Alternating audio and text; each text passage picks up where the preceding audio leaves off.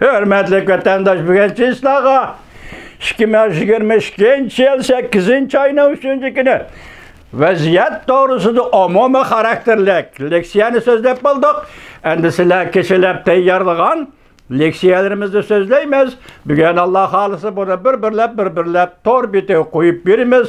Köp bulup gitti demekli vatandaşlar, radyo anlıqçılar, leksiyan anlıqçılar. Vaziyet şu şeye geldi, siz Uygur, ceza lagerinde yetip atkan Uygur siz bilen okşaş. Hiç qandaq farkı yok.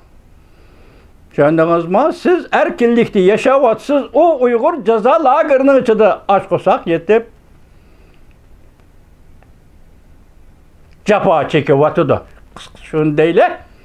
Şunu siz buna dikkat kılısınız vatandaşım, benim sözümün manisi. Mavzumundaq. Aksaray, Washington bütün tayyorligini qilib bo'ldi. Mavzuli xabar. Bütün tayyorligini qilib bo'ldi deb ko'rsatdi mavzuli xabar. 8. ayning 2. günü Amerika vazdan Xitoy til programmasi e'lon qilindi xabar. Bundaq başladı.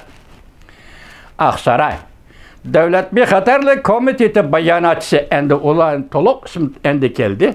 Men turinga xodim debdim, kechiraman. John Kirby apandi kechiring meni.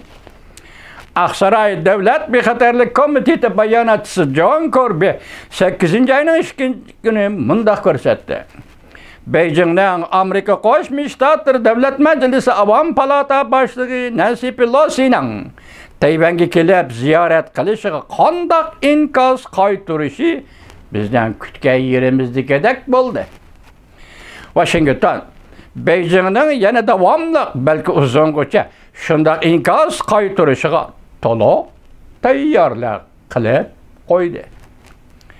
Bayonotchi John Kirby mundaq ko'rsatdi. Washington qurolliq popuzi qilish bilan shug'ullanmaydi. Lekin Tayvanni davomli qo'llaydi. Erkin echivitilgan endi Tinch okean rayonini qo'g'daydi. Beijing bilan aloqada bo'lishni davomlashtirdi. John Kirby, bayonotchi John Kirby haftaning 2. günü, yani 8. ayning 2. günü o'tkazilgan muxbirlarni kutib olish yig'inida mundaq ko'rsatdi. Jungo taraf bir necha soat burun Avam Palatasi Nancy Pelosining Tayvanni ziyorat qilishiga qaytirgan inkos bizdan o'ylaganimizdek bo'ldi. Kirby yana mundaq ko'rsatdi. Amerika tarafning faraz qilishicha Beijing yana qadamma-qadam markaz qo'llanadi.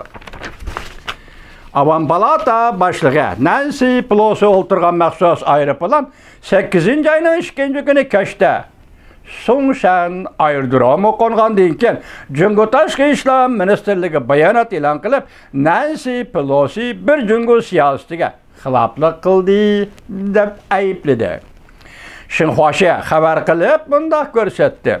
Ozodlik armiya sharq qism harbiy rayoni bugundan boshlab Tayvanning atrofida bir qator birlashma harbiy harakatlar elib boradi. Tayvan bo'g'izida uzun musofirlik o't kuchi bilan mashq elib boradi. Avam Palata boshlig'i Nancy Pelosi o'ltirgan aeroplan Tayvanga yetib kelishdan burun Tayvan matbuotlarining xabar qilishiga qaraganda Jungo tamoyilchisi yarim kechada uqtirish e'lon qilib, Tayvanning 100 dan ortiq yemak-ichmak shirkatlari ishlab chiqargan yemak-ichmak mahsulotlarini Jungoga import qilishni to'xtatdi.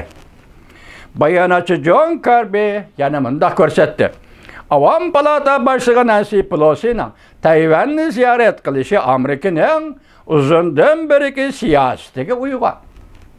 Aksaray Davlat Bexatarligi maslahatchisi Jack Sullivan 8. ayning 2. günü atganrak Amerika radio shirkatiga mundaq ko'rsatdi. Avam Palata boshlig'i Nancy Pelosining Tayvanni ziyorat qilishi bilan vaziyatni jiddiylashtiradigan bo'lsa, bu Jungo tarafning mas'uliyatidir. Omanda ko'rsatdi, Amerika Tayvanning o'zini qo'g'dash huquqini ishlatishini davomli qo'llaydi. Oldimizdagi bir necha kun ichida nima ishlarning yuz berishidan qat'iy nazar